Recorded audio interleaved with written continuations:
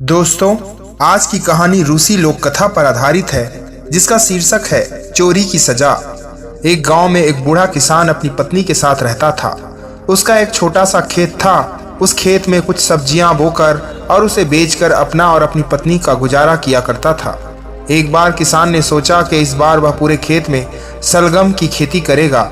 इस बारे में वह अपनी पत्नी से पूछा कि मैं सोचता हूँ कि इस बार खेत में सलगम बो दूं, तुम्हारा क्या विचार है? तो उस किसान की पत्नी ने कहा, अगर फसल अच्छी हुई तो शायद आराम से जीवन गुजर पाएंगे, नहीं तो भोजन के भी लाले पड़ जाएंगे। तब किसान ने कहा, मैं फसल को समय पर पानी दूंगा, अच्छे से देखभाल करूंगा तो जरूर फसल अच्छी होगी। फिर किसान ने सलजम के बीज अपने खेतों में लगा दिए। किसान की किस्मत अच्छी रही। इस बार फसल बहुत अच्छा हुआ।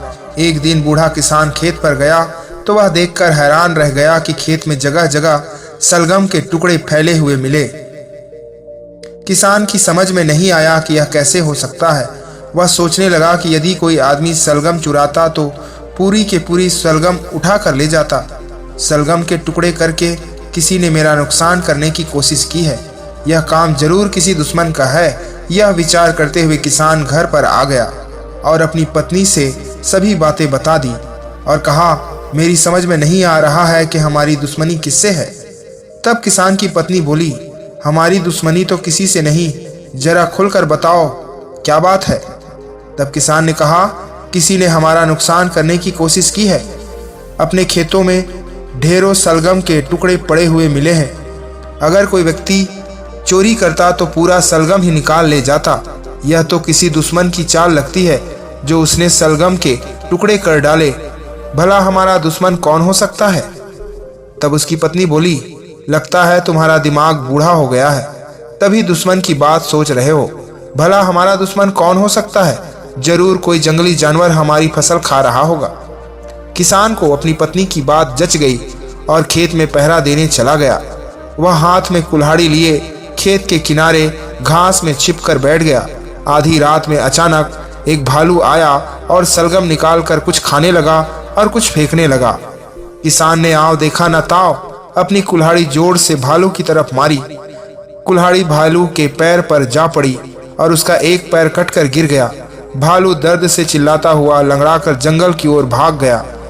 उसके जाने के बाद किसान ने भालू की कटी हुई टांग उठाई और घर पर आ गया। किसान की पत्नी उस भालू के टांग को देखकर बहुत खुश हुई और उस टांग को उसकी खाल उतारकर उसके मांस को पकाने के लिए चूल्हे पर रख देती है। किसान और उसकी पत्नी ने जमकर उस मांस का आनंद लिया। उधर टांग कटने से परेशान भालू किसान से बदला लेने के बारे में सोचने लगा।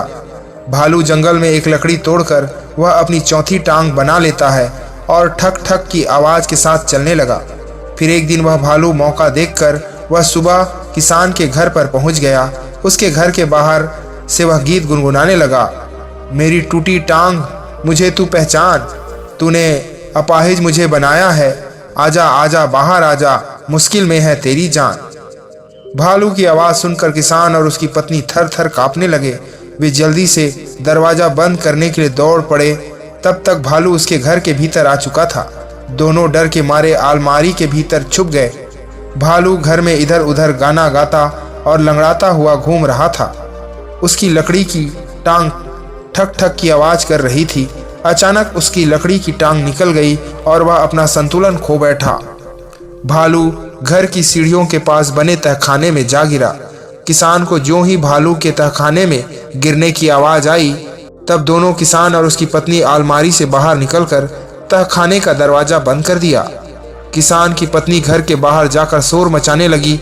तब आस पड़ोस के लोग इकट्ठा हो जाते हैं। सारे पड़ोसी किसान के साथ मिलकर उस भालू को मार डालते हैं। तब जाकर किसान और उसकी पत्नी को चैन मिलता है। धन्यवाद।